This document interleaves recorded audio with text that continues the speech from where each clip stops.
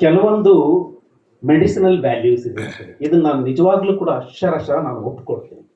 Not only medicine, ಯೋಗ, ಸಾಹಿತ್ಯ, ಸಂಗೀತ, ಕಲೆ ಮತ್ತು ಆಟ ಕ್ರೀಡೆ, ಇವುಗಳಿಂದ ಯಾವುದೇ ಕಾಯಿಲೆಯನ್ನು ಬೇಕಾದರೂ ಕೂಡ ಪರಿಹಾರ ಮಾಡುವಂತ ಒಂದು ಭಾರತೀಯ ಸಂಸ್ಕೃತಿಯಲ್ಲಿದೆ, ನಮ್ಮ ಕನ್ನಡ ನಾಡಿನ ಸಾಹಿತ್ಯದಲ್ಲಿದೆ.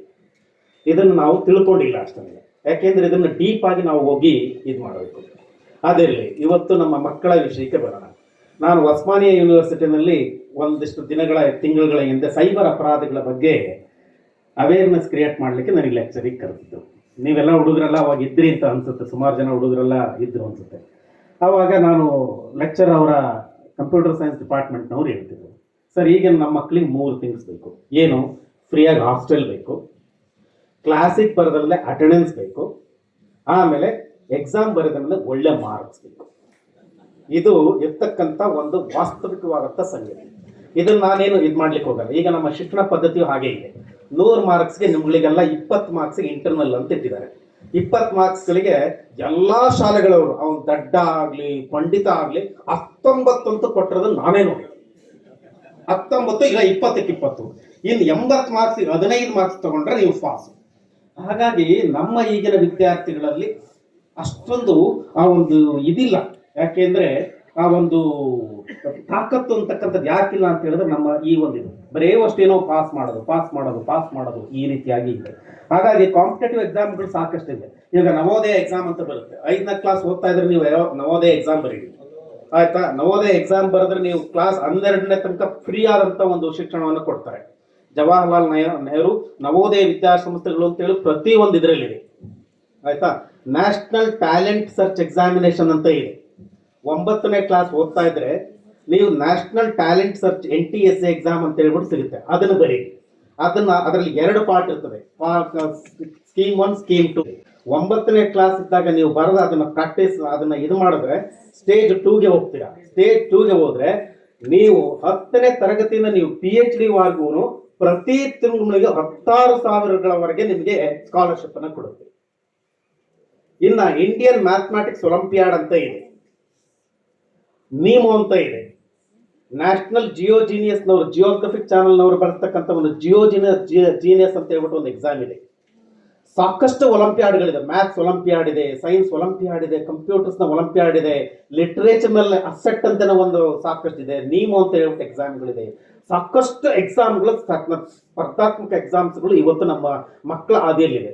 ಒಂದೇನು ಅಂದ್ರೆ ನಮ್ಮ ಮಕ್ಕಳು ಯಾಕೆ ಅಂದ್ರೆ ಇವತ್ತು ಮೊಬೈಲಲ್ಲಿ ಬ್ಯುಸಿ ಆಗಿರ್ತಾರೆ. ಇವುಗಳಿಗೆ ಬಗ್ಗೆ ಅವ್ಗಳಿಗೆ ಇದಿಲ್ಲ.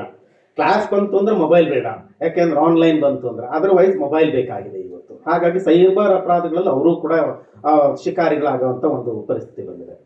ಇನ್ನ 10 ಕ್ಲಾಸ್ನ ಮುಗಿಸಿ 9, 10ನೇ ಕ್ಲಾಸಲ್ಲಿ 99-100% ತಗೊಳ್ತಾರೆ, ನಾನು ನೋಡಿದ್ದೀನಿ.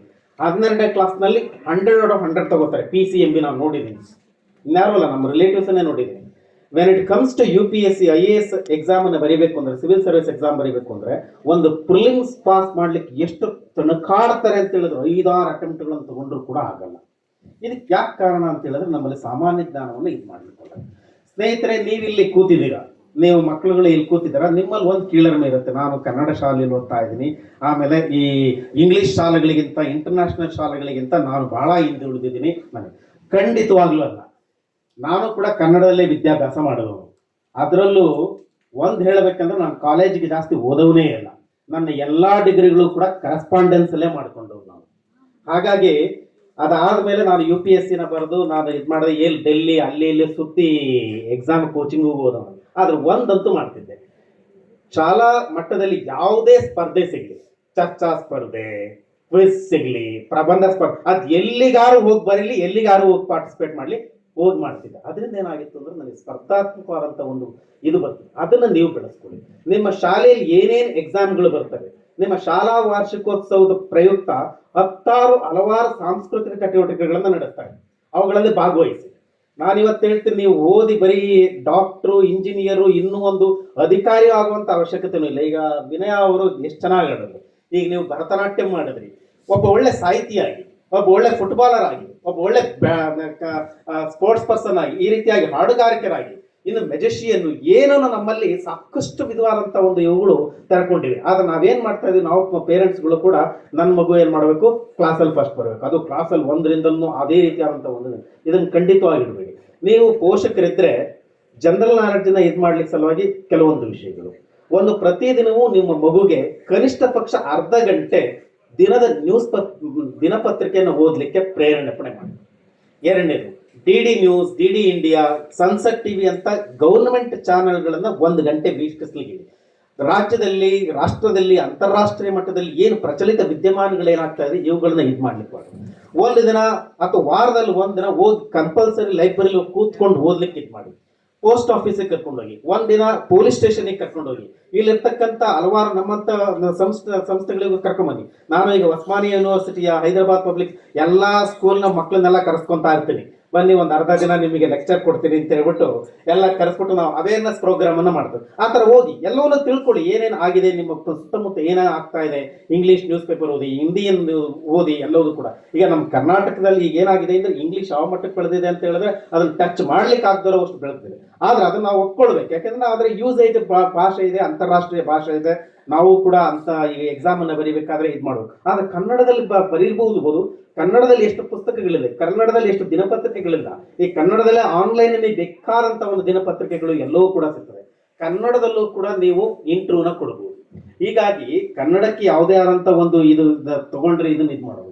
ಇನ್ನೊಂದು, ನೀವು ಈ ರೀತಿಯಾದಂಥ ಸರ್ಕಾರಿ ಶಾಲೆಗಳು ಬರೋದ್ರಿಂದ ನೀವೊಂಥರ ಹೆಂಗೆ ಅಂತ ಹೇಳಿದ್ರೆ ಎಲ್ಲದಕ್ಕೂ ಹೊಂದ್ಕೊಳ್ತೀರಾ. ಈಗ ಪ್ರಾಣೇಶ್ ಅವರು ಒಂದು ಯಾವಾಗ್ಲೂ ಕಾಮಿಡಿಯನ್ ಇರ್ತಾರೆ, ಅವ್ರು ಹೇಳ್ತಿರ್ತಾರೆ ಅದೇ ಸಿದ್ಧಲಿಂಗ ಅಂತ ಇದ್ದಂತೆ, ಅವ್ನು ನೋಡಿದ್ರೆ ಎಲ್ಲದನ್ನೂ ಫೇಸ್ ಮಾಡ್ತಿದ್ದಂತೆ. ಈ ನಮ್ಮ ಇಂಗ್ಲಿಷ್ ಮೀಡಿಯಂ ಅಲ್ಲಿ ಇದ್ದೋದು ಅವು ಎಲ್ಲ ಒಂಥರ ರೋಬೋಟ್ ತರ ಆನ್ಸರ್ ಮಾಡ್ತಿರ್ತಾರೆ. What is your name, what is your standard, which school ಅಂತೇಳಿ. ಆದ್ರೆ ನಮ್ಮ ಕನ್ನಡದ ಹಾಗಲ್ಲ, ಎಲ್ಲದನ್ನು ಮೆಟ್ಟಿ ನಿರುವಂತ ಒಂದು ಇದು. ಯಾಕೆಂದ್ರೆ ಅವ್ರಿಗೆ ಆ ಒಂದು ಪರಿಸರದಿಂದ ಬಂದಿರ್ತಾರೆ. ಹಾಗಾಗಿ ನಾಳೆ ದಿನ ನಿಮಗೆ ಒಳ್ಳೆ ಪರಿಸರ ಬರಲಿ, ಕಷ್ಟದ ಪರಿಸರ ಬರಲಿ, ಎಲ್ಲವನ್ನೂ ಕೂಡ ಒಗ್ಗಿಕೊಳ್ಳುವಂತ ಒಂದು ಸಾಮರ್ಥ್ಯ ನಮ್ಮ ಕನ್ನಡದ ವಿದ್ಯಾರ್ಥಿಗಳಿಗೆ, ಈ ರೀತಿಯಾದ ಗ್ರಾಮೀಣ ಮಟ್ಟದ ವಿದ್ಯಾರ್ಥಿಗಳಿಗೆ ಎಲ್ಲದೂ ಕೂಡ ಇರ್ತದೆ. ಹಾಗಾಗಿ ಈ ಒಂದು ಕಾರ್ಯಕ್ರಮವನ್ನು ಏರ್ಪಡಿಸಿದ್ರಿ. ಇದರಲ್ಲಿ ನಾನು ಇನ್ನೂ ಒಂದು ಹೇಳೋದು ಅಂತ ಹೇಳಿದ್ರೆ, ಆರ್ ಗಣೇಶ್ ಅಂತ ಅವಧಾನಿಗಳಿದ್ದಾರೆ, ಅವರನ್ನು ಕರೆಸಿ. ಈ ರೀತಿ ವಿನಯ ಮೇಡಮ್, ಈ ರೀತಿ ಡಾನ್ಸ್ ಮಾಡೋರ ಒಂದು ಪ್ರತಿಭಾ ಕಾರಂಜಿ, ಪ್ರತಿಭಾ ಇದನ್ನ ಈ ಮಕ್ಕಳಲ್ಲೇ ಒಂದನ್ನು ಏರ್ಪಡಿಸಿ, ಅವ್ರ ಒಂದು ಪ್ರಬಂಧ ಸ್ಪರ್ಧೆಯನ್ನು ಏರ್ಪಡಿಸಿ, ಗಾಯನ ಸ್ಪರ್ಧೆಯನ್ನು ಏರ್ಪಡಿಸಿ. ಆವಾಗ ಇದಕ್ಕೆ ಹೆಚ್ಚಿನದಾದಂತ ನಮ್ಮಲ್ಲಿ ಪ್ರತಿಭೆಗಳನ್ನ ಗುರುತಿಸಿ ಇದು ಮಾಡಬಹುದು. ಆಯ್ತಾ? ಆಮೇಲೆ ಸ್ಪರ್ಧಾತ್ಮಕ ಪರೀಕ್ಷೆಗಳ ಬಗ್ಗೆ ಒಂದು ಅವೇರ್ನೆಸ್ ಇದು ಮಾಡಿ, ಕನ್ನಡದ ಬಗ್ಗೆ ಒಂದು ಕ್ವಿಜ್ ಪ್ರೋಗ್ರಾಮ್ ಅನ್ನ ಇದು ಮಾಡಿ. ಹಾಗಾಗಿ ಹೆಚ್ಚು ಓದ್ತಾರೆ, ಬರೀತಾರೆ, ಎಲ್ಲವನ್ನೂ ಕೂಡ ಮಾಡ್ತಾರೆ. ಹಾಗಾಗಿ ನಾವೇ ಒಂದು ಪ್ರೋತ್ಸಾಹಕವಾದಂತ ಒಂದು ಇದನ್ನ ಮಾಡಬಹುದು. ಹಾಗಾಗಿ ಈಗ ಸಾಕಷ್ಟು ಸಮಯ ಆಗೋಗಿದೆ. ಈಗ ಇನ್ನೂ ಹಲವಾರು ಸ್ಪರ್ಧಾತ್ಮಕ ಪರೀಕ್ಷೆಗಳಿವೆ, ಅವುಗಳ ಬಗ್ಗೆ ಎಲ್ಲ ಈಗ 8, 9, 10 ಓದ್ತಾ ಇರೋದ್ರಿಂದ ನೀವು ಸ್ಪರ್ಧಾತ್ಮಕ ಪರೀಕ್ಷೆಗಳಿಗೆ ಹೆಚ್ಚಿನದಾಗಿ ಹೇಳಕ್ ಹೋಗಲ್ಲ UPSC. ಆದ್ರೆ ಇವಾಗಿನಿಂದನೇ ನೀವು ರೂಪಿಸ್ಕೊಳ್ಳೋದು ಅಂತ ಹೇಳಿದ್ರೆ, ಒಂದನೇದು ನಿಮಗೇನು NCERT ಸಿಲೆಬಸ್ ಇದೆ, ಈ CBSE ಪುಸ್ತಕ ಇದೆ ಅಥವಾ ಸ್ಟೇಟ್ ಸಿಲೆಬಸ್ ಪುಸ್ತಕ ಇದೆ, ಅದನ್ನ ಚೆನ್ನಾಗಿ ಓದಿ. ಎಷ್ಟೋ ಪ್ರಶ್ನೆಗಳನ್ನ ಅಲ್ಲೇ ತೆಗಿತಾರೆ. ನಂಬರು, ಪ್ರತಿನಿತ್ಯ ಅರ್ಧ ಗಂಟೆ ಅಥವಾ 1 ಗಂಟೆ ದಿನಪತ್ರಿಕೆಗಳನ್ನ ಓದಿ. ಅರ್ಧ ಗಂಟೆ 1 ಗಂಟೆ ಒಂದು ಇಂಪಾರ್ಟೆಂಟ್ ಆದಂತ ಇಂಗ್ಲಿಷ್ ಚಾನೆಲ್ನ, ನಮ್ಮ ಯಾವುದಾದ್ರೂ ಒಂದು ಚಾನೆಲ್ನ, ರಾಷ್ಟ್ರ ಮಟ್ಟದ ನ್ಯೂಸ್ ಅನ್ನು ಬರ್ತಕ್ಕಂಥ ಗೌರ್ಮೆಂಟ್ ಚಾನೆಲ್ ನೋಡಿ, ಡಾಕ್ಯುಮೆಂಟ್ರೀಸ್ ಅನ್ನ ನೋಡಿ. ಹಾಗಾಗಿ ಗ್ರಂಥಾಲಯಕ್ಕೆ ಹೋಗಿ ಪ್ರತಿದಿನವೂ ಬರೆದು ಪ್ರಾಕ್ಟೀಸ್ ಮಾಡಿ. ಯಾಕೆಂದ್ರೆ UPSC ನಲ್ಲಿ ಬರೀಬೇಕು, ಅದು 1700 ಮಾರ್ಕ್ಸ್ ಬರೆಯುವಂತ ಒಂದು ಸಬ್ಜೆಕ್ಟಿವ್ ಟೈಪ್ ಇರ್ತದೆ. ಮಕ್ಕಳಿಗೆ ತಿಳಿಸಿ ಹೇಳಿದ್ದೀರಿ. ಮತ್ತು ಕನ್ನಡ ಭಾಷೆ ಎನ್ನುವುದು ಅದು ನಮ್ಮ ಬೇರಿನಂತೆ, ನಮ್ಮ ಒಂದು ಬೇರನ್ನು ಮರಿಬಾರದು, ಕನ್ನಡವನ್ನು ಕಲಿಯುತ್ತಾ ನಿಮ್ಮ ಒಂದು ಅಭಿವೃದ್ಧಿಯನ್ನು ಹೊಂದಿರಿ ಎಂದು ಹೇಳಿರುವಂತಹ ಮಾತುಗಳು ತುಂಬಾ ಹಿತಕರವಾಗಿವೆ, ತುಂಬಾ ಪ್ರೋತ್ಸಾಹವಾಗಿವೆ. ತುಂಬಾ ಧನ್ಯವಾದಗಳು. ಈಗ ಮುಂದಿನ ಪ್ರಶಸ್ತಿ ಪ್ರದಾನ ಕಾರ್ಯಕ್ರಮ ಮುಂದುವರಿಯುವುದು.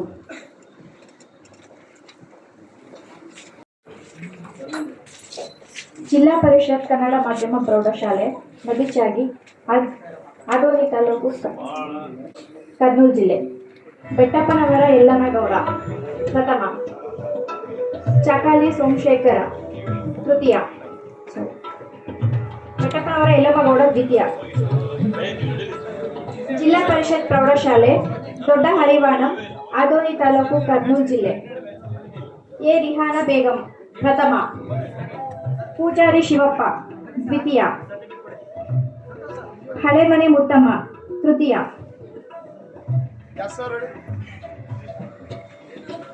ಎಲೆ ಮಲ್ಲೇಶಪ್ಪ ಕನ್ನಡ ಪ್ರೌಢಶಾಲೆ ಆದೋನಿ, ಕರ್ನೂಲು ಜಿಲ್ಲೆ. ಎಂ ಚಕ್ರವರ್ತಿ ಪ್ರಥಮ, ಎಂ ವಿಜಯ ದ್ವಿತೀಯ,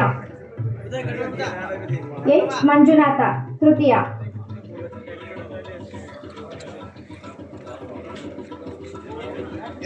ಜಿಲ್ಲಾ ಪರಿಷತ್ ಕನ್ನಡ ಮಾಧ್ಯಮ ಪ್ರೌಢಶಾಲೆ ಉಪ್ಪಾರಹಾಳ್, ಕೌತಾಳಂ ತಾಲೂಕು, ಕರ್ನೂಲ್ ಜಿಲ್ಲೆ. ಟಿ ಮಧುಕುಮಾರ್ ಪ್ರಥಮ, ಕೋಸಿಗಿ ನೇತ್ರಾವತಿ ದ್ವಿತೀಯ.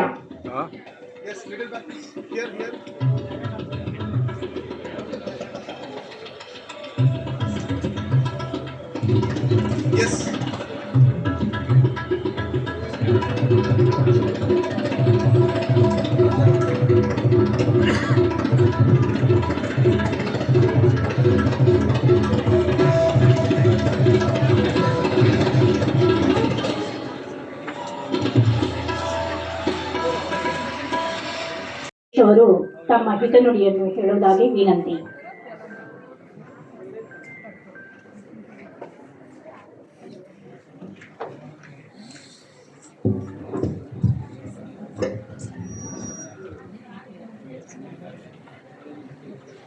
ಕನ್ನಡ ಅಭಿವೃದ್ಧಿ ಪ್ರಾಧಿಕಾರ ಕರ್ನಾಟಕ ಸರ್ಕಾರ ಆಯೋಜನೆ ಮಾಡಿರುವಂತಹ ಆಂಧ್ರ ಪ್ರದೇಶ ಮತ್ತು ತೆಲಂಗಾಣ ರಾಜ್ಯಗಳ ವಿದ್ಯಾರ್ಥಿಗಳಿಗೆ ಕನ್ನಡ ಮಾಧ್ಯಮ ಪ್ರಶಸ್ತಿ ಪ್ರದಾನ ನೆರವೇರಿಸಿರುವಂಥ ಕನ್ನಡ ಅಭಿವೃದ್ಧಿ ಪ್ರಾಧಿಕಾರದ ಮಾನ್ಯ ಅಧ್ಯಕ್ಷರು ಗೌರವಾನ್ವಿತ ಡಾಕ್ಟರ್ ಪುರುಷೋತ್ತಮ ಬಿಳಿಮಲೆ ಕಾರ್ಯಕ್ರಮದ ಮುಖ್ಯ ಅತಿಥಿಗಳಾಗಿರುವಂಥ ಈಗ ತಾನೇ ತಮ್ಮ ಪ್ರೇರಣೆ ಮತ್ತು ಪ್ರಚೋದನಾತ್ಮಕವಾದಂಥ ಮಾತುಗಳಿಂದ ವಿದ್ಯಾರ್ಥಿಗಳಲ್ಲಿ ಜೀವನದಲ್ಲಿ ಬರುವಂಥ ಎಲ್ಲ ಕಷ್ಟಗಳಿಗೆ ಸವಾಲುಗಳಿಗೆ ಎದೆ ಕೊಟ್ಟು ನಿಂತು ಅದನ್ನು ನಾವು ಎದುರಿಸಬೇಕು. ಯಶಸ್ಸು ಅನ್ನುವಂಥದ್ದು ಸಾಧಕನ ಕೈದಿವಿಗೆ, ನಿರಂತರ ಪರಿಶ್ರಮ ಪಟ್ಟರೆ ಏನನ್ನು ಬೇಕಾದರೂ ಸಾಧನೆ ಮಾಡ್ಬೋದು ಅಂತೇಳಿ ಸ್ವತಃ ತಮ್ಮ ಉದಾಹರಣೆಯೊಂದಿಗೆ ಕನ್ನಡದ ಸಾಹಿತ್ಯದ ಕಂಪು ಮತ್ತು ಇಂಪನ್ನು ಮತ್ತು ಅದರ ಮಹತ್ವವನ್ನು ಅತ್ಯಂತ ಮನೋಜ್ಞವಾಗಿ ಈ ಕಾರ್ಯಕ್ರಮದಲ್ಲಿ ಪ್ರಸ್ತುತಪಡಿಸಿದಂಥ IPS ಅಧಿಕಾರಿಗಳು, ನಿರ್ದೇಶಕರು, ಕೇಂದ್ರೀಯ ಪತ್ತೇದಾರಿ ತರಬೇತಿ ಸಂಸ್ಥೆ ಹೈದರಾಬಾದ್ ಸನ್ಮಾನ್ಯ ಶ್ರೀ ರಾಜಶೇಖರ್ ಎನ್ ಸರ್ ಅವರೇ, ಹಿತನುಡಿಗಳನ್ನಾಡಿದಂಥ ಕರ್ನಾಟಕ ರಾಜ್ಯೋತ್ಸವ ಈ ಸಾಲಿನ ಪ್ರಶಸ್ತಿ ಪುರಸ್ಕೃತರು, ಖ್ಯಾತ ವಿಮರ್ಶಕರು, ನಮ್ಮ ಹಿತೈಷಿಗಳು, BMC ಪ್ರತಿಷ್ಠಾನದ ಅಧ್ಯಕ್ಷರಾದಂಥ ಡಾಕ್ಟರ್ ಬೈರ್ಮಂಗಲ ರಾಮೇಗೌಡ್ರೆ, ಸ್ವಾಗತ ಮತ್ತು ಪ್ರಾಸ್ತಾವಿಕ ನುಡಿಗಳನ್ನಾಡಿದಂಥ ಪ್ರಾಧಿಕಾರದ ಕ್ರಿಯಾಶೀಲ ಕಾರ್ಯ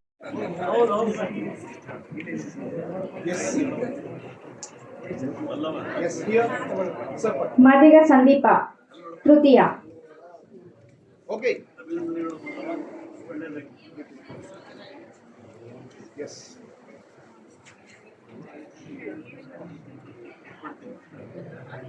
ಯಾರು ರೆಡಿ ಮೇಡಮ್ ನೋಡಿ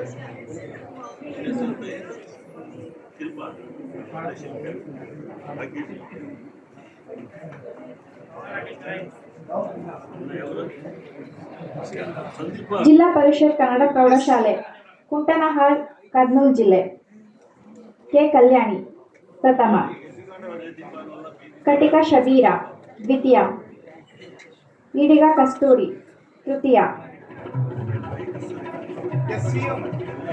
ಜಿಲ್ಲಾ ಪರಿಷತ್ ಪ್ರೌಢಶಾಲೆ ಸುಳುವಾಯಿ ಗ್ರಾಮ, ಹೊಳಗುಂದ ಮಂಡಲ, ಆಲೂರು ತಾಲೂಕು, ಕರ್ನೂಲ್ ಜಿಲ್ಲೆ.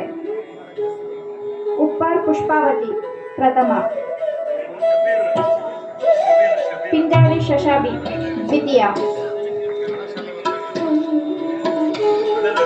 ಮತ್ತೂರು ಶಾಂತಿ ತೃತೀಯ.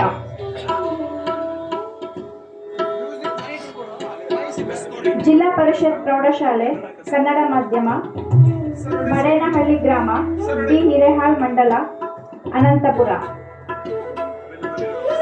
ಬೊಗುಲ ಗೀತಾಂಜಲಿ ಪ್ರಥಮ,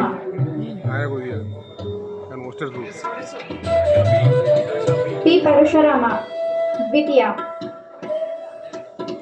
ಗೋಡೆವಲ ನಾಗರತ್ನ ತೃತೀಯ.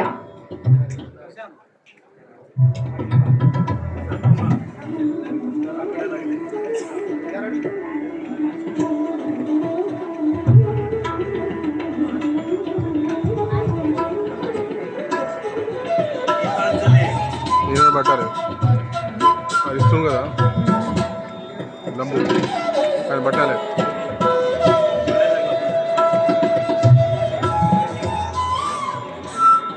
పరీక్షలకు పెట్టినట్టు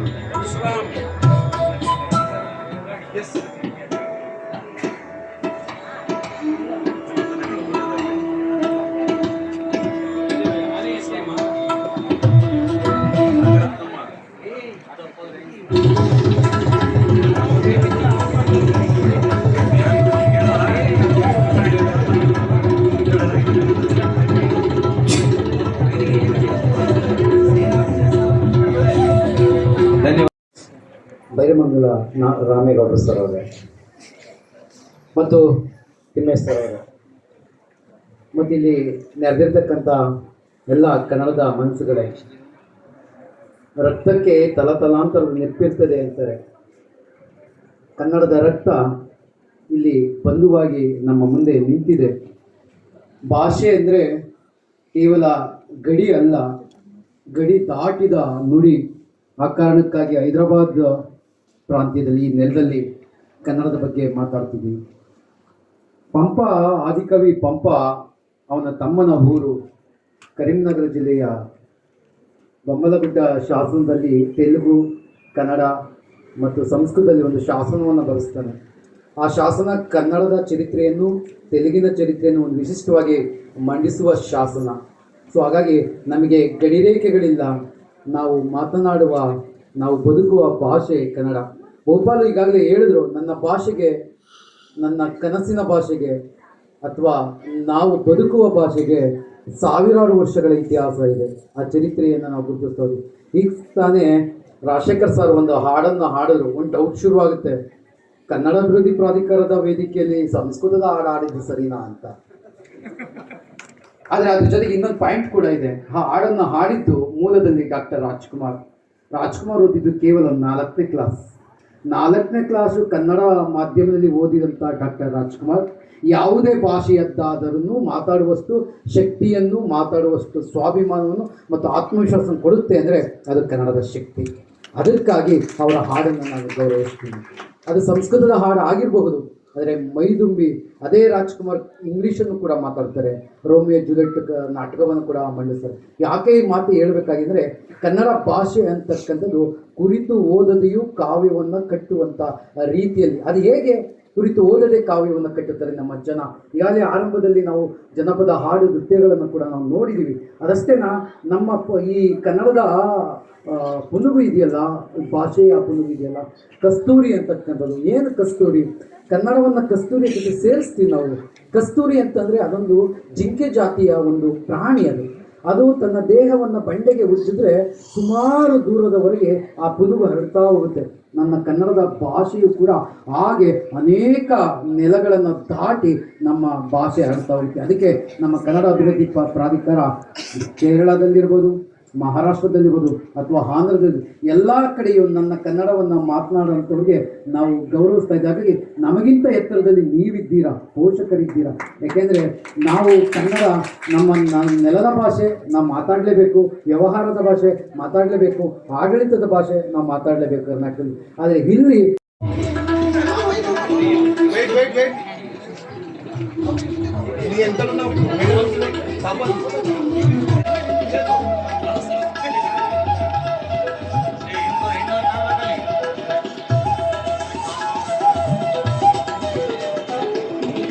Inside, madam, come this side. Right. Right, okay. Yes, smile. 1 2 3 Yes, smile. 2 3 ಮುಂದೆ ನೋಡಿ, ಎಲ್ಲರೂ ಮುಂದೆ ನೋಡಿ ಎಲ್ಲ ನಗ್ಬೇಕು. Yes, smile. Wait. Wait.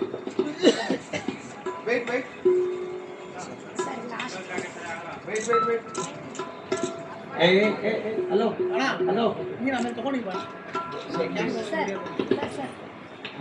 ಮುಂದೆ ನೋಡಿ.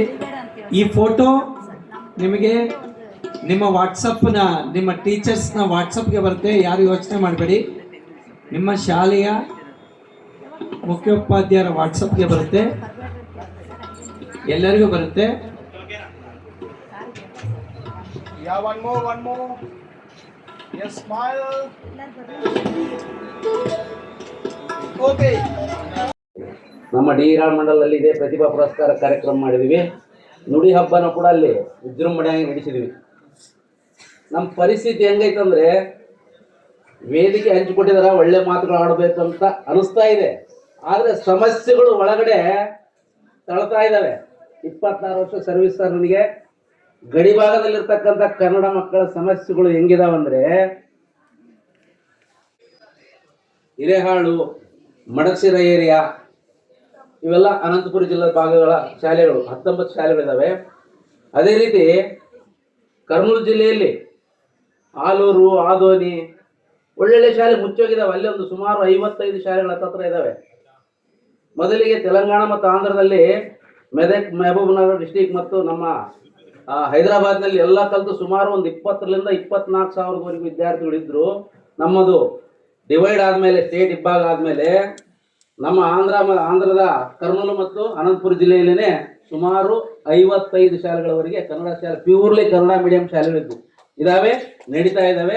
ಕೆಲವು ಮುಚ್ಚೋಗಿದ್ದಾವೆ ಕಾರಣಾಂತರಗಳಿಂದ.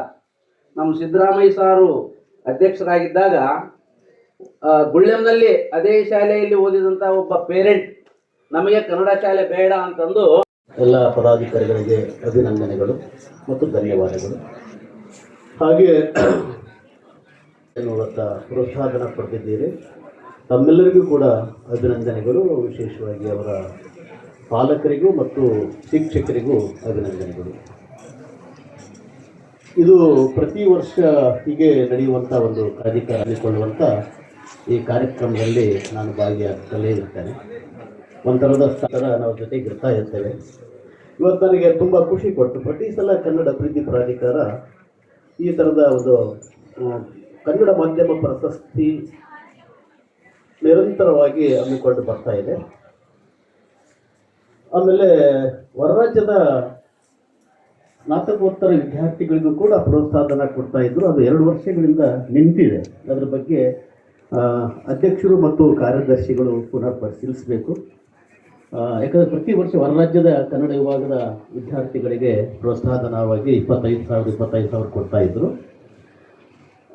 ನಿಂತುಬಿಟ್ಟಿದೆ. ಸ್ವಲ್ಪ ದುಡ್ಡು ಇಲ್ಲದೆ ಇದ್ದರೆ ಸರ್ಕಾರಕ್ಕೆ ಸ್ವಲ್ಪ ಇನ್ನೊಂದು ಸಲ ಪತ್ರ ಬರೆಯುವ ಮೂಲಕ ಮನವರಿಕೆ ಮಾಡಿದರೆ ಒಳ್ಳೆಯದು ಅನ್ನುವಂಥದ್ದು ಇದು ನಾನು ವಿಶ್ವವಿದ್ಯಾಲಯಗಳ ಪರವಾಗಿ ಕೇಳುವಂಥ ಒಂದು ಮಾತು. ಅದು ಬಿಟ್ಟರೆ ಇನ್ನು ಉಳಿದಂತೆ ಕಾರ್ಯಕ್ರಮ ಇವತ್ತು ಚಂಪು ರೀತಿಯಲ್ಲಿ ನಡೀತು. ಹಾಡು, ನೃತ್ಯ ಮತ್ತು ಮಾತು ಭಾಳ ಅದ್ಭುತವಾಗಿರ್ತಕ್ಕಂಥ ಒಂದು ಕಾರ್ಯಕ್ರಮ.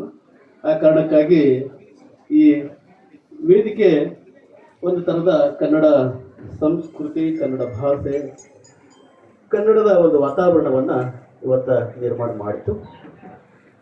ಇಲ್ಲಿ ನಾನು ಯಾವುದೇ ಸಮಸ್ಯೆಗಳ ಬಗ್ಗೆ ಮಾತಾಡಲಿಕ್ಕೆ ಇಷ್ಟಪಡಲ್ಲ. ಆಗಲೇ ಗಿರ್ಜಾಪತಿ ಅವರು ಹೇಳ್ಬಿಟ್ಟಿದ್ದಾರೆ. ನಾನು ಪ್ರತಿ ವರ್ಷ ಈ ಮಾತುಗಳನ್ನ ಹೇಳ್ತಾ ಇದ್ದೆ, ಅವ್ರು ಹೇಳಿದ ಮಾತುಗಳನ್ನ ಹೇಳ್ತಾ ಇದ್ದೆ, ಅವ್ರು ಹೇಳಿದರು. ಬಟ್ ಪ್ರತಿ ವರ್ಷ ಈ ಥರದ ಕಾರ್ಯಕ್ರಮಗಳು ನಡೀತವೆ. ಇಲ್ಲಿ ಯಾರೋ ಒಬ್ಬರು ಹೊರನಾಡಿನ ಕನ್ನಡ ಪ್ರತಿನಿಧಿಗಳಾಗಿ ಈ ಸಮಸ್ಯೆಗಳನ್ನು ನಾವು ಓರಲಾಗಿ ಹೇಳ್ತೇವೆ, ಅವಾಗೆ ಗಾಳಿಯಲ್ಲಿ ಹೋಗಿಬಿಡ್ತವೆ ಅನ್ನುವಂಥದ್ದು. ಇದಕ್ಕೆ ಏನಾದರೂ ಒಂದು ಇತಿಶ್ರೀ ಆಡಬೇಕಲ್ವಾ? ಒಂದು ನಾನು ಭಾಳ ಮುಖ್ಯವಾಗಿ 2-3 ಪಾಯಿಂಟ್ಗಳು ಅವರು ಅಲ್ಲಿ ಹೇಳಿದ್ದಾರೆ, ಅದನ್ನು ರಿಪೀಟ್ ಮಾಡಲಿಕ್ಕೆ ಇಷ್ಟಪಡ್ತಾ ಇದ್ದೇನೆ.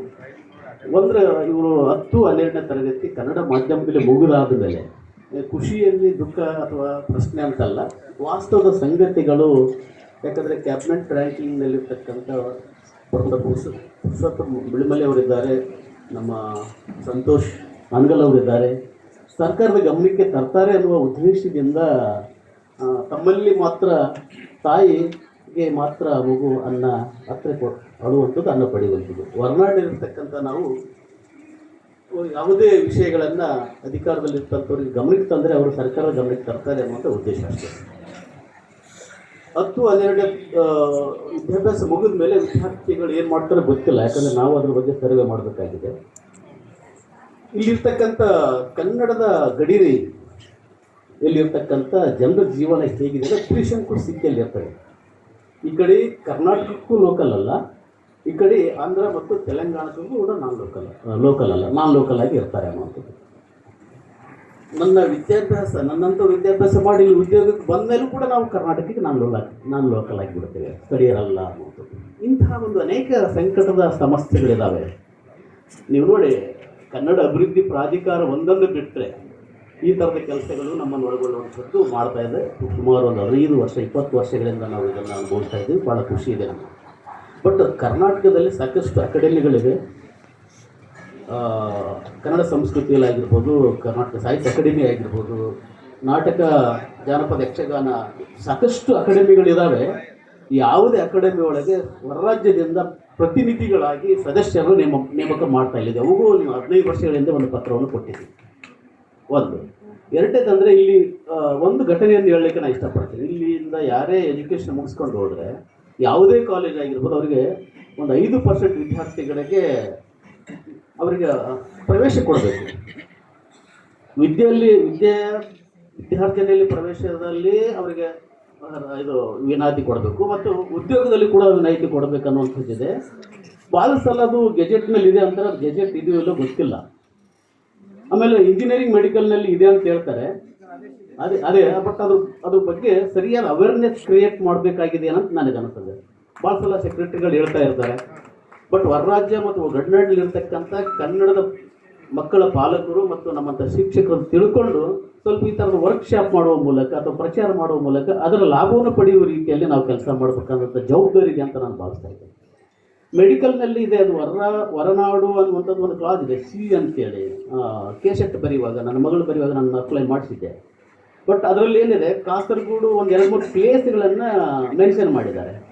ಸೊ ಇದು ವಿಶೇಷವಾಗಿ ನಮ್ಮ ಭಾಗ ಏನಿದೆಯಲ್ಲ, ಇದು ನಿಜಾಮನ ಆಡಳಿತಕ್ಕೆ ಒಳಪಟ್ಟಿರ್ತಕ್ಕಂಥದ್ದು ಸಾಂಸ್ಕೃತಿಕವಾಗಿ, ಭಾಷಿಕವಾಗಿ ಮತ್ತು ಅಭಿವೃದ್ಧಿಯ ದೃಷ್ಟಿಯಿಂದ ಬಹಳ ಹಿಂದುಳಿದಿರತಕ್ಕಂಥ ಪ್ರದೇಶ.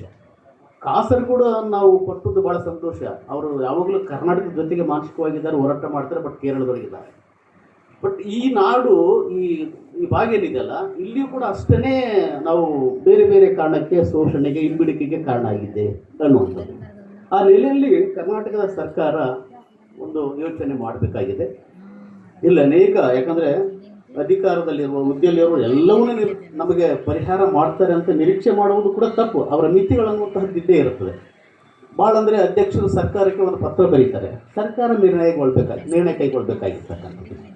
ನಾವು ಕನ್ನಡದ ಪ್ರಶ್ನೆ ಬಂದಾಗ, ಕನ್ನಡ ಸಂಸ್ಕೃತಿಯ ಪ್ರಶ್ನೆ ಬಂದಾಗ, ಭಾಷೆ ಅಳಿವುಳಿನ ಪ್ರಶ್ನೆ ಬಂದಾಗ ನಾವು 365 ದಿನಗಳ ನಿತ್ಯೋತ್ಸವ, ಕನ್ನಡದ ನಿತ್ಯೋತ್ಸವವನ್ನು ಮಾಡ್ತೇವೆ. ಹೊರ ರಾಜ್ಯದಲ್ಲಿದ್ದಂಥವ್ರು, ಕರ್ನಾಟಕದಲ್ಲಿದ್ದವರು ದಿನ ಮಾಡ್ತಾರೆ, ನಾವು ಇನ್ನೂ ಸದಾ ನಾವು ನಿತ್ಯೋತ್ಸವವನ್ನು ಮಾಡ್ತಾ ಇರ್ತೇವೆ. ಆದರೆ ಅದರ ಪ್ರತಿಫಲ, ಅದರ ಲಾಭ ಅಂತ ಬಂದಾಗ ಎಲ್ಲೋ ಒಂದು ಕಡೆ ಹೊರ ರಾಜ್ಯದವರಿಗೆ, ಗಡಿನಾಡಿನವರಿಗೆ ಅನ್ಯಾಯ ಆಗ್ತದೆ. ಒಂದು ಮಾತು ಹೇಳಿದ್ರು ಅವರು, ಗಡಿ ನಾಡಿನ ಒಂದು ಪರಿಷತ್ತು ಅಥವಾ ಗಡಿನಾಡು ಏನು ಇದೆಯಲ್ಲ, ಗಡಿನಾಡು ಅಭಿವೃದ್ಧಿ ಪ್ರಾಧಿಕಾರ ಇದೆ, ಗಡಿನಾಡಿನವ್ರು ಯಾರು ಮೆಂಬರ್ ಇರಲಿಲ್ಲ ಅಂದರೆ ಸಮಸ್ಯೆಗಳು ತಿಳಿಯುವುದು. ಕರ್ನಾಟಕ ಸಾಹಿತ್ಯ ಅಕಾಡೆಮಿಗೆ ಎಷ್ಟು ಪ್ರಾಜೆಕ್ಟ್ಗಳಿರ್ತವೆ, ಲೇಖಕರನ್ನ ಈ ಹೊರ ರಾಜ್ಯದಿಂದ ಯಾರೂ ಲೇಖಕರನ್ನ ಹಾಕ್ಕೊಳ್ಳಿ. ಒಂದು ನಾವು ಸಂತೋಷದ ಸಂಗತಿ ಅಂದರೆ, ಕನ್ನಡ ಪುಸ್ತಕ ಪ್ರಾಧಿಕಾರ ಸರ್ ಅವರು ಬಂದಾದ ಮೇಲೆ 100 ಪುಸ್ತಕಗಳ ಯೋಜನೆಯನ್ನು ಮಾಡಿದ್ದಾರೆ. ಎಲ್ಲರಿಗೂ ಅವಕಾಶವನ್ನು ಮಾಡಿದ್ದಾರೆ. ಒಳರಾಜ್ಯ ಎಲ್ಲ ಜನರಿಗೆ 50-60 ಪುಟಗಳ ರೀತಿಯಲ್ಲಿ ಪುಸ್ತಕವನ್ನು ಬರಲಿಕ್ಕೆ ಹೇಳಿದ್ದಾರೆ, ಸಾಮರಸ್ಯದ ಮೇಲೆ. ಈ ಸಂದರ್ಭದಲ್ಲಿ ಅಭಿನಂದಿಸ್ತೇನೆ ಕನ್ನಡ ಅಭಿವೃದ್ಧಿ ಪ್ರಾಧಿಕಾರ ಅಧ್ಯಕ್ಷರು ಮತ್ತು ಕಾರ್ಯದರ್ಶಿಗಳು. ಅವರು ಗುಲ್ಬರ್ಗದಲ್ಲಿ ಒಂದೊಂದು ವರ್ಕ್ಶಾಪ್ ಕೂಡ ಮಾಡಿದ್ರು, ನಾನು ಅಟೆಂಡ್ ಆಗಿದ್ದೆ. ಹೀಗೆ ಅನೇಕ ಸಂಗತಿಗಳಿದ್ದಾವೆ. ಬಟ್ ಒಂದು ಖುಷಿ ಅಂದರೆ, ಪ್ರಥಮ, ದ್ವಿತೀಯ, ತೃತೀಯ ಶ್ರೇಣಿಯಲ್ಲಿ ಪಾಸ್ ಆಗಿದ್ದೀರಿ. ಈಗಾಗಲೇ ಅನೇಕ ಮಹನೀಯರು ಮಾತಾಡಿದ್ದಾರೆ. ಇವೆಲ್ಲ ತಮ್ಮ ಬದುಕಿಗೆ, ಮುಂದಿನ ಗುರಿಗೆ ದಿಕ್ಸೂಚಿಯಾಗಿ, ಪ್ರೇರಣೆಯಾಗಿ ತೆಗೆದುಕೊಳ್ಬೇಕು. ಕನ್ನಡ ಮೀಡಿಯಂದಲ್ಲಿ ಓದಿದರೆ ಏನೂ ಸಾಧನೆ ಮಾಡಲಿಕ್ಕೆ ಸಾಧ್ಯ ಇಲ್ಲ ಅಂತೇಳಿ ನೀವು ನಿಮ್ಮಷ್ಟಕ್ಕೆ ನೀವೇ ಕೀಳರಿಮೆಗೆ ಒಳಗಾಗದೆ, ನೀವು ಕನ್ನಡದಲ್ಲಿ ಇಡೀ ಜಗತ್ತನ್ನು ಅರಿಯುವಂಥ ಒಂದು ಶಕ್ತಿ ಇದೆ. ಕೈಯಲ್ಲಿ ಕನ್ನಡದ ಪುಸ್ತಕ ಹಿಡಿದ್ರೆ ಕನ್ನಡ ನಿಮ್ಮನ್ನು ಮೇಲೆತ್ತದೆ ಅನ್ನುವಂಥದ್ದು ಭಾವನೆಯಿಂದ ನಾವು ಮುಂದುವರೆದದ್ದೇ ಆದರೆ ನಾವು ಏನಾದರೂ ಸಾಧನೆ ಮಾಡಲಿಕ್ಕೆ ಸಾಧ್ಯತೆ ಇದೆ. ಭಾಷೆಗೆ ಯಾವುದೇ ಅಡೆತಡೆಗಳಿಲ್ಲ, ಗೋಡೆಗಳಿಲ್ಲ.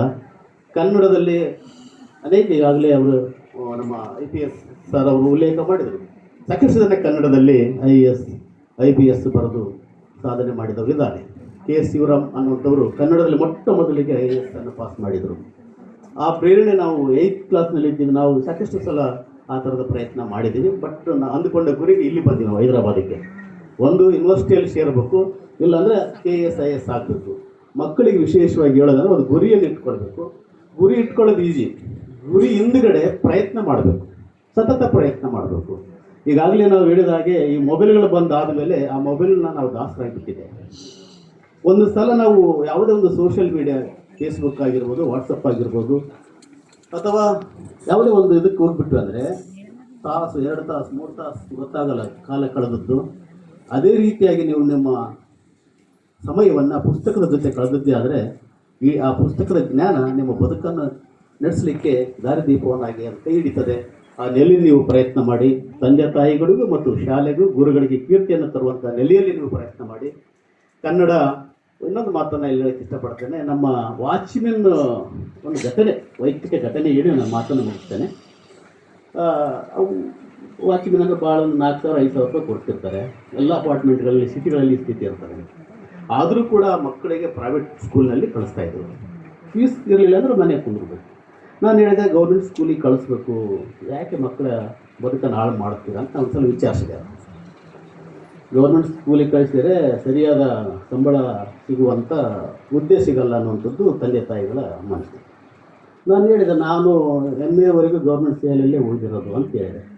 ಕೇಳಿದ್ರು, ನಿಮ್ಗೆ ಸ್ಯಾಲ್ರಿ ಎಷ್ಟಿದೆ ಅಂತ ಕೇಳಿದರು. ಅಂದರೆ ಭಾಳ ಕಡಿಮೆ ಸ್ಯಾಲ್ರಿ ಸಿಗ್ಬೋದು ಅಂತ ಅವರ ನಿರೀಕ್ಷೆ. ಇಲ್ಲ, ನಾನು ಯೂನಿವರ್ಸಿಟಿಯಲ್ಲಿ ಪ್ರೊಫೆಸರ್ ಇದ್ದೇನೆ, ಲಕ್ಷ ಮೇಲೆ ನನಗೆ ಸ್ಯಾಲ್ರಿ ಇದೆ ಅಂದಾಗ ಹೌದಾ ಸರ್ ಅಂತ. ಅಂದರೆ ತಂದೆ ತಾಯಿಗಳಲ್ಲಿ ಕೂಡ ಕಾನ್ವೆಂಟ್ ಸ್ಕೂಲಿಗೆ ಕಳಿಸಿ, ಒಳ್ಳೊಳ್ಳೆ ಸ್ಕೂಲಿಗೆ ಕಳಿಸಿದ್ರೆ ಸಂಬಳ ತುಂಬ ಬರ್ತದೆ ಅಂತ ಹುದ್ದೆಯನ್ನು ಪಡಿತಾರೆ ಅನ್ನುವಂಥದ್ದು ಕೂಡ ಇದೆ. ಯಾವ ಭಾಷೆ ಆಗಿದ್ದರೂ ಕೂಡ ಚೆನ್ನಾಗಿ ಪ್ರಯತ್ನ ಮಾಡಿ ನಾವು ಉನ್ನತ ಶಿಖರಕ್ಕೆ ಏರಿದರೆ ಸಂಬಳವೂ ಚೆನ್ನಾಗಿ ಬರ್ತದೆ, ಗೌರವವೂ ಸಿಗುತ್ತೆ. ಭಾಷೆ ಮುಖ್ಯ ಅಲ್ಲ, ಜ್ಞಾನ ಮುಖ್ಯ ಇದೆ.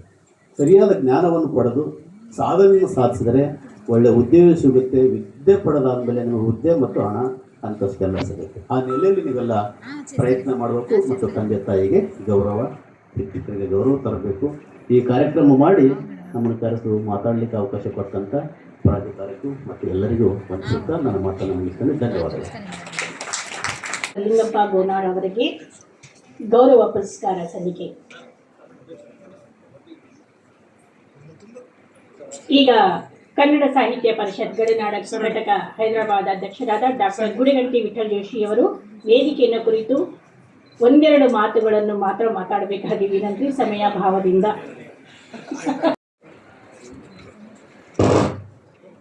ಸಭೆಗೆ ನಮಸ್ಕಾರ. ಪ್ರಾಧಿಕಾರದ ಅಧ್ಯಕ್ಷರಾದ ಶ್ರೀ ಪುರುಷೋತ್ತಮ್ ಅವರು ನನಗೆ ಕನ್ನಡ ಸಾಹಿತ್ಯ ಪರಿಷತ್ ಸಮ್ಮೇಳನ ಮಂಡ್ಯಲ್ಲಿ ಸಿಕ್ಕಿದ್ರು. ಈ ಥರ ಕಾರ್ಯಕ್ರಮ ಇದೆ, ನಾವು ಹೈದರಾಬಾದಲ್ಲಿ ಮಾಡ್ತೀವಿ ಅಂತ ಹೇಳಿದ್ರು ನನಗೆ.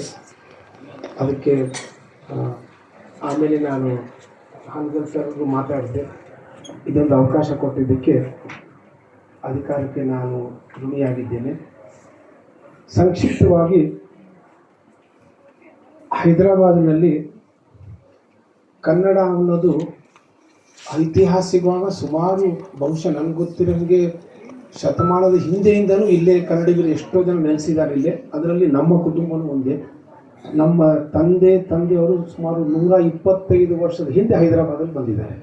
ಆವಾಗಿಂದ ನಾನು ಹುಟ್ಟಿದ್ದು ಇಲ್ಲೇ, ಬೆಳೆದಿದ್ದು ಇಲ್ಲೇ. ಕನ್ನಡ ಶಾಲೆಯನ್ನು ಬೇರೆ ಕನ್ನಡಿಗರ ಜೊತೆ ಶುರು ಮಾಡಿ 1928ರಲ್ಲಿ ಇಲ್ಲಿ ನೃಪತುಂಗ ಶಾಲೆ ಅಂತ ಇಲ್ಲಿ ನಮ್ಮ ಚಿಮ್ಮಲ್ಗಿ ಅಂತಿದ್ರು, ಅವರು ಒಟ್ಟಿಗೆ ಸೇರಿ ಎಲ್ಲರೂ ಇಲ್ಲಿ ಒಂದು ಶಾಲೆ ಶುರು ಮಾಡಿದರು. ಆವಾಗಲಿಂದ ಕನ್ನಡ ಮಾಧ್ಯಮ ಇದೆ, ಇವಾಗಲೂ ಇದೆ ಆ ಶಾಲೆ. ತೆಲಂಗಾಣ ಗೌರವಾಧ್ಯಕ್ಷರಾದ ಶ್ರೀ S. ರಾಮಲಿಂಗಪ್ಪನವರು ಮಾತನಾಡುವುದಾಗಿ ವಿನಂತಿ.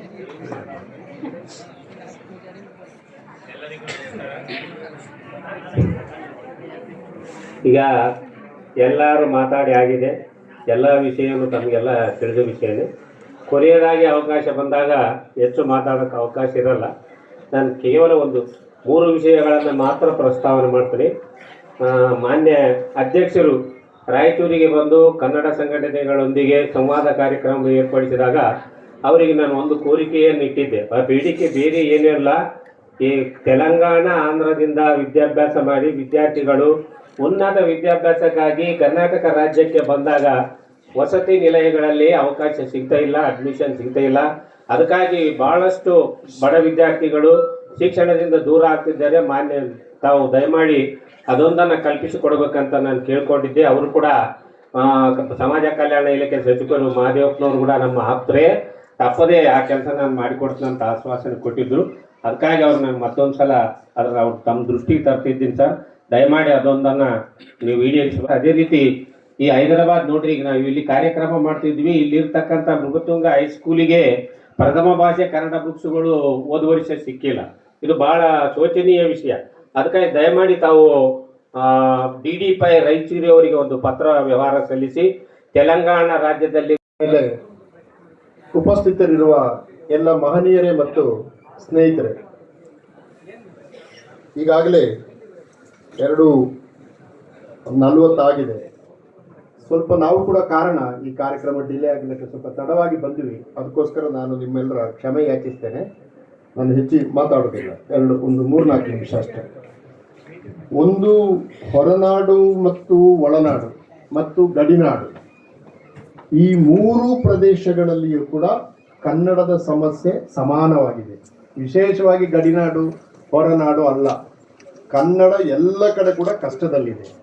ಈಗ ಕರ್ನಾಟಕದ ಒಳಗಡೆ ಏಕೋಪಾಧ್ಯಾಯ ಶಾಲೆಗಳು 7,000 ಇದೆ, ಒಂದೇ ಮೆಸ್ಟ್. ಸುಮಾರು 3,000 ಶಾಲೆಗಳಲ್ಲಿ ಮಕ್ಕಳಿದ್ದಾರೆ, ಟೀಚರ್ಸೇ ಇಲ್ಲ. 45,000 ಟೀಚರ್ಸ್ಗಳು ಶಾಲೆಗಳಲ್ಲಿ 55,000 ಟೀಚರ್ಸ್ಗಳು ಪೋಸ್ಟ್ ಕತೆ ಇದೆ. ಹೀಗಾಗಿ ಕನ್ನಡದ ಸಮಸ್ಯೆ ಗಡಿನಾಡು ಹೊರನಾಡದಲ್ಲಿ ನಂಗೆ ಅರ್ಥ ಆಗ್ತದೆ. ಈಗಾಗಲೇ ಅದರ ಅನೇಕ ವಿಷಯಗಳು ಬಂತು. 5% ಮೀಸಲಾತಿ ಇದೆ. ಈಗ ಅದು ಏನು ಮಾಡಬೇಕು ಅಂತಂದ್ರೆ, ಈಗ ಕರ್ನಾಟಕ ಸರ್ಕಾರ ಕನ್ನಡದ ಪರವಾಗಿ 3,322 ಆದೇಶಗಳಿವೆ. ಕನ್ನಡದ ಪರವಾಗಿ 3,322 ಆದೇಶಗಳಿವೆ. ನಮಗೆ ಕಷ್ಟ ಆಗ್ತದೆ ಎಲ್ಲಿ ಹುಡುಕೋದು ಅಂತ. ಆದರೆ 5%ಗೆ ಸಂಬಂಧಪಟ್ಟ ಹಾಗೆ ನೀವು ಒಂದು ಶಾಲೆಗೆ ನಿಮ್ಮ ಮಗುವನ್ನು ತೆಗೆದುಕೊಂಡು ಹೋದಾಗ ಅವರು ನಿಮಗೆ ಅಡ್ಮಿಷನ್ ಕೊಡಲಿಲ್ಲ ಅಂದರೆ ದಯವಿಟ್ಟು ಪ್ರಾಧಿಕಾರವನ್ನು ಸಂಪರ್ಕಿಸಿ, ಆ್ಯಕ್ಷನ್ ನಾವು ತಗೊಳ್ತೀವಿ. ಇದು ಅಂದರೆ ಆದೇಶ ಇದೆ, ಅವರು ಕ್ಯಾರ್ ಮಾಡಲ್ಲ. ಈ ಕ್ಯಾಪಿಟಲಿಸ್ಟ್ಗಳು ಏನಂದರೆ ಕೋಟ್ಯಾಂತರ ರೂಪಾಯಿ ಇನ್ವೆಸ್ಟ್ ಮಾಡ್ತಾರೆ, ಇವ್ರಿಗೆ ಯಾಕೆ ಕೊಡಬೇಕು ಅಂತ ಕೊಡಲ್ಲ. ಇದು ಒಳಗಿನ ಸಮಸ್ಯೆ, ನಿಮ್ಮ ಸಮಸ್ಯೆ ಮಾತ್ರ ಅಲ್ಲ, ಒಳಗಿನ ಸಮಸ್ಯೆ ಕೂಡ ಇದೆ. ಈಗ ಎಲ್ರಿಗೂ ಕೊಡೋದಿಲ್ಲ ಅವರು ಸೀಟು. ನೀವು ಯಾವ ಕಾರಲ್ಲಿ ಬಂದಿದ್ದಾರೆ ಅಂತ ಕಿಟಕಿಯಿಂದ ನೋಡಿ, ನೀವು ಒಳಗೆ ಹೋಗುವಾಗ ಮೆಸೇಜ್ ಬಂದಿರ್ತದೆ ಅವರಿಗೆ ಒಳಗಡೆ, ಇವರು ಇಂಥ ಕಾರಲ್ಲಿ ಬಂದಿದೆ. ಇದು ಶಿಕ್ಷಣದ ಪರಿಸ್ಥಿತಿ ಇವತ್ತು. ಆದರೆ 5% ಏನಿದೆ ಒಳಗಿನವರಿಗೆ ಕೊಡಬೇಕು ಎಂಬುದು ಅದು ಚಾಲ್ತಿಯಲ್ಲಿದೆ, ಆದೇಶ ಇದೆ. ಆದೇಶವನ್ನು ನಾನು ಗೋನಾಲ್ ಅವರ ನಂಬರ್ ಇದೆ ನನ್ನ ಹತ್ರ, ಅಥವಾ ಪೂಜಾರ್ ಅವರ ನಂಬರ್ ಇದೆ, ಯಾರಿಗಾದರೂ ಕೇಳಿ, ನಮ್ಮ ಕಾರ್ಯದರ್ಶಿಯವರು ಕೇಳಿ ನಾವು ಅದನ್ನು ತಕ್ಷಣ ಕಳಿಸ್ಕೊಡ್ತೀವಿ.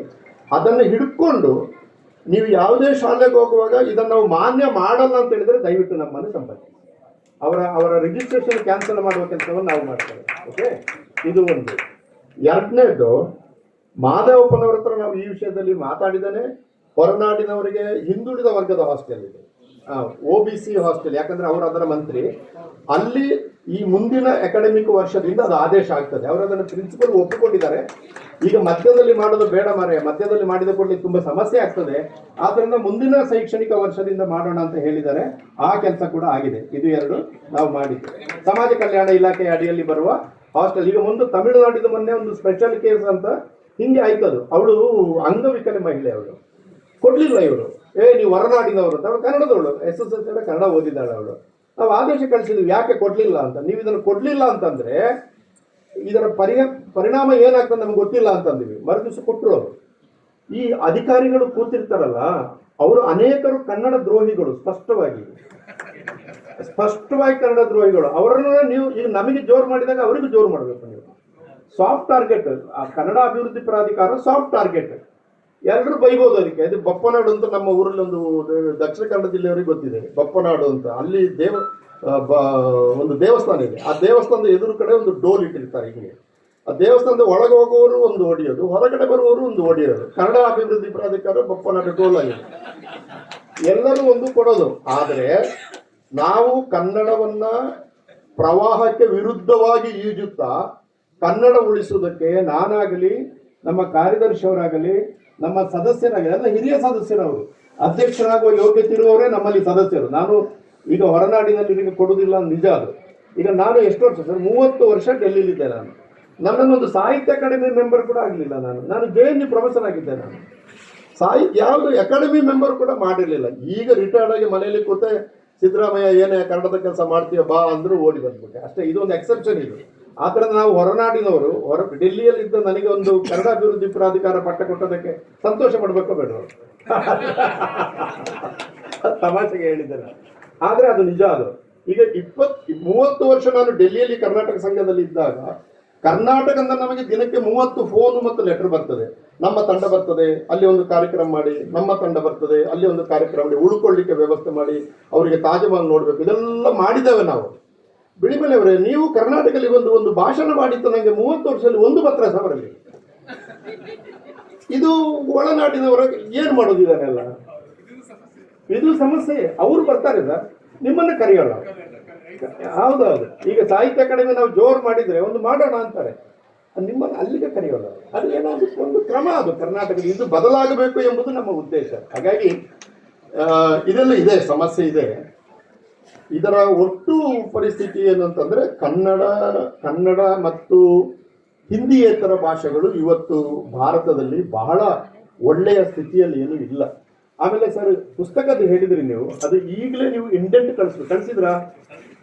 ಇಂಡೆಂಟ್ ಕಳಿಸಿದ್ರೆ ಕಾಪಿ ನಮಗೆ ಕಳಿಸಿ. ಈಗ ನಾವು ಮೊನ್ನೆ ಮಂಜೇಶ್ವರದಲ್ಲಿ ಅದನ್ನು ಮಾಡಿದ್ದೀವಿ, ಆಮೇಲೆ ಇನ್ನೊಂದು ಎಲ್ಲೋ 3 ಕಡೆ ನಾವು ಮಾಡಿದ್ದೀವಿ. ಅದು ನೀವು ಡಿಸೆಂಬರ್ ಒಳಗೆ ಇಂಡೆಂಟ್ ಕಳಿಸ್ಬೇಕು. ಆಮೇಲೆ ಅವರು ಪುಸ್ತಕ ಪ್ರಿಂಟ್ ಮಾಡಿ ನಿಮಗೆ ಕಳಿಸ್ತಾರೆ. ಮಕ್ಕಳ ಸಂಖ್ಯೆ ಎಷ್ಟು ಅಂತ ನೋಡಿ ಆ ಥರ ಪುಸ್ತಕ ಮಾಡ್ತಾರೆ. ಎಷ್ಟೋ ಜನ ಏನು ಮಾಡ್ತಾರೆ, ಜೂನಲ್ಲಿ ನಮಗೆ 50 ಪುಸ್ತಕ ಬೇಕು ಅಂತ ಹೇಳ್ತಾರೆ, ಅವ್ರು ಇಲ್ಲ ಅಂತ ಹೇಳ್ತಾರೆ. ಇದು ಸಮಸ್ಯೆ ಇದೆ. ಆದ್ದರಿಂದ ಇಂಡೆಂಟ್ ಕಳಿಸಿ, ಅದರ ಪ್ರತಿಯನ್ನು ನಮಗೆ ಕಳಿಸಿ. ನಾವೀಗ ಆಲ್ರೆಡಿ 3 ಶಾಲೆಗಳದ್ದು ಕೆಲಸ ಮಾಡಿದ್ದೇವೆ. ಅದನ್ನು ನಾವು ನಿಮಗೆ ಪುಸ್ತಕ, ಈಗ ಹೊರನಾಡಿನಲ್ಲಿರುವ ಕನ್ನಡದಲ್ಲಿ ಅವರೇ ಫೋನ್ ಮಾಡಿ ಎಷ್ಟು ಕನ್ನಡ ಪುಸ್ತಕ ಬೇಕು ಅಂತ ಕೇಳಿ ಮಾಡಬೇಕಾದಂಥ ಅಧಿಕಾರಿಗಳು ಅಲ್ಲಿ ಇರಬೇಕು. ಆದರೆ ಏನು ಮಾಡೋದು? ಕನ್ನಡ ಮುಳುಗುವ ಭಾಷೆ, ಮುಳುಗುವ ದೋಣಿ, ನಾವು ಎಲ್ಲ ಮಾಡಿ ಎತ್ತಬೇಕಲ್ಲ ಅದನ್ನು. ಹಾಗಾಗಿ ನಮ್ಮ ಜೊತೆ ನೀವು, ನಿಮ್ಮ ಜೊತೆ ನಾವು ಈ ಕೆಲಸಗಳನ್ನು ನಾವು ಮಾಡಬೇಕಷ್ಟೇ. ಮತ್ತು ಇಡೀ ಕರ್ನಾಟಕ, 7 ಕೋಟಿ ಜನ ಕರ್ನಾಟಕದಲ್ಲಿ ನಾವು ಒಟ್ಟಿಗೆ ಸೇರಿ ಕೆಲಸ ಮಾಡಬೇಕು. ಯಾಕಂದರೆ ಇದು ನೋಡಿ, ನಾನು ತುಂಬ ಉದ್ದ ಮಾತಾಡೋದಿಲ್ಲ ಅಂತ ಆರಂಭದಲ್ಲಿ ಹೇಳಿದ್ದೇನೆ. ಮಾತಾಡಿದರೆ ನನಗೆ JNUನಲ್ಲಿ 3 ಗಂಟೆ ಕ್ಲಾಸ್, ಗೋನಾಲ್ ಅವರೇ 1 ಗಂಟೆ ಅಂದರೆ 1 ಕ್ಲಾಸ್ ಅಂದರೆ 3 ಗಂಟೆ. ನನಗೀಗ ಪ್ರಾಧಿಕಾರಕ್ಕೆ ಬಂದ ಮೇಲೆ ಅದನ್ನು 3 ನಿಮಿಷಕ್ಕೆ ಇಳಿಸೋದೇ ಒಂದು ದೊಡ್ಡ ಸಮಸ್ಯೆ ಇದೆ. ಆದರೆ ಅಭ್ಯಾಸ ಮಾಡ್ತಾ ಇದ್ದೇನೆ. ಯಾಕಂದ್ರೆ ಅಧ್ಯಕ್ಷ ನೋಡಿ, ಕಾರ್ಯದರ್ಶಿ ಅವರೀಗ ನೀವು ಕೊನೆಗೆ ಮಾತಾಡಿ ಸರ್ ಅಂತ 2:45ಕ್ಕೆ ನನ್ನನ್ನು ಮಾತಾಡಲಿಕ್ಕೆ ಅದು ಅಭ್ಯಾಸ ಆಗಲಿ ಬಿಳಿಮಲೆ ಅವರಿಗೆ ಅಂತ ಅವರ ಸದುದ್ದೇಶ. ಅದನ್ನು ಮಾಡ್ತಾ ಇದ್ದೇನೆ. ಏನೇ ಅಲ್ಲಿ ಒಂದು ಕನ್ನಡ ನೋಡಿ, ತೆಲುಗು 21ರಿಂದ 2011 ನಡುವೆ ತೆಲುಗು ಭಾಷೆ 9% ವೇಗದಲ್ಲಿ ಬೆಳೀತಾ ಇದೆ. ತಮಿಳು 11% ವೇಗದಲ್ಲಿ ಬೆಳೀತಾ ಇದೆ. ತುಳು 7% ವೇಗದಲ್ಲಿ ಬೆಳೀತಾ ಇದೆ. ಹಿಂದಿ 66% ವೇಗದಲ್ಲಿ ಬೆಳೀತಾ ಇದೆ. ಬಾಂಗ್ಲಾ 17% ವೇಗದಲ್ಲಿ ಬೆಳೀತಾ ಇದೆ. ಒಡಿಯಾ, ಮರಾಠಿ, ಗುಜರಾತಿಗಳು 11-12% ವೇಗದಲ್ಲಿ ಬೆಳೀತಾ ಇವೆ. ಕನ್ನಡ ಬೆಳೀತಿರುವ ವೇಗ 3.73%. ಇಡೀ ಭಾರತೀಯ ಭಾಷೆಯಲ್ಲಿ ಅತ್ಯಂತ ಕಡಿಮೆ ವೇಗದಲ್ಲಿ ಬೆಳೀತಿರುವ ಭಾಷೆ. ಯಾಕಂದ್ರೆ ಕನ್ನಡಿಗರಾದ ನಾವು ಬೆಂಗಳೂರಿನಲ್ಲಾಗಲಿ, ನಾನು ಮೊನ್ನೆ ಶಿವಮೊಗ್ಗಕ್ಕೆ ಹೋಗಿದ್ದೆ, ನಾನು ಮತ್ತು ನಮ್ಮ ಕಾರ್ಯದರ್ಶಿಯವರು ಶಿವಮೊಗ್ಗಕ್ಕೆ ಹೋಗಿದೆ. ಅಲ್ಲಿ ಒಂದು ಹೋಟೆಲ್ ಇದೆ. ಶಿವಮೊಗ್ಗ ಕನ್ನಡದ ಕೇಂದ್ರ ತಾನೇ ಸರ್. ನೀವು ಹೊರನಾಡು, ಇಲ್ಲಿ ನೀವು ಕನ್ನಡ ಮಾತಾಡೋದೇ ದೊಡ್ಡ ಸಂಗತಿ. ಗೌರವ, ನಮಸ್ಕಾರ. ಕನ್ನಡ ಮಾತಾಡ್ತಿರಲ್ಲ, ಹೆಣ್ಮಕ್ಳು ಬಂದಾಗ ಅವಾರ್ಡ್ ತಗೊಂಡ ಮಕ್ಕಳೆಲ್ಲ ಕನ್ನಡದಲ್ಲಿ ಚಂದ ಮಾತಾಡಿದ್ರು. ಭಾಳ ಎದೆ ತುಂಬಿತ್ತು ನನಗೆ. ಇಷ್ಟು ಬೆಂಗಳೂರಿನ ಕನ್ನಡ ಮಾತಾಡಲ್ಲ. ನೀನು ಯಾವ ಶಾಲೆ ಅಂದರೆ I am from green valley school ಅಂತ ಅಲ್ಲೇ ಇಂಗ್ಲೀಷಲ್ಲಿ ಹೇಳ್ತಾರೆ. ತಗೊಳ್ಳೋದು ಕನ್ನಡ ಪ್ರಶಸ್ತಿ, ಮಾತಾಡೋದು ಇದೆಲ್ಲ ನಡೀತಾ ಇದೆ. ಏನಲ್ಲಿ ಶಿವಮೊಗ್ಗದಲ್ಲಿ ನಾನು ಹೋದಾಗ ಅಲ್ಲಿಯ ಹೋಟೆಲ್ಗಳಲ್ಲಿ, ಒಂದು ಹೋಟೆಲ್ನಲ್ಲಿ ಒಬ್ಬರೇ ಒಬ್ರು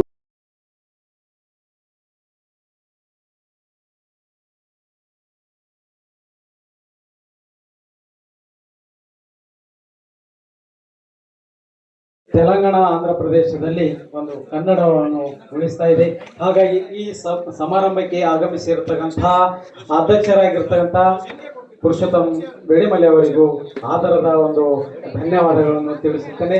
ಅದೇ ರೀತಿಯಾಗಿ ನಮ್ಮ ಕರೆಗೆ ಹೋಗೊಟ್ಟು ಬಂದಿರತಕ್ಕಂಥ IPS ಅಧಿಕಾರಿಯಾಗಿರ್ತಕ್ಕಂಥ ರಾಜಶೇಖರ್ ಸರ್ ಅವರಿಗೂ ಕೂಡ ತುಂಬು ಹೃದಯದ ಅಭಿನಂದನೆ. ಎಲ್ಲ ಅತಿಥಿ ಗಣ್ಯರಿಗೂ ತುಂಬು ಹೃದಯದ ಅಭಿನಂದನೆ ಸಲ್ಲಿಸುತ್ತೇನೆ. ಅದೇ ರೀತಿಯಾಗಿ ಈ ತೆಲಂಗಾಣ ಮತ್ತು ಆಂಧ್ರದಿಂದ ಬಂದಿರತಕ್ಕಂಥ ಎಲ್ಲ ಮಕ್ಕಳ ತಂದೆ ತಾಯಿಗಳಿಗೂ ಕೂಡ ತುಂಬು ಹೃದಯದ ಅಭಿನಂದನೆ ಸಲ್ಲಿಸುತ್ತೇನೆ. ಇಲ್ಲಿವರೆಗೆ ಒಂದು 4 ಮಾತುಗಳನ್ನು ಅವಕಾಶ ಮಾಡಿಕೊಟ್ಟ ತಮ್ಮೆಲ್ಲರಿಗೂ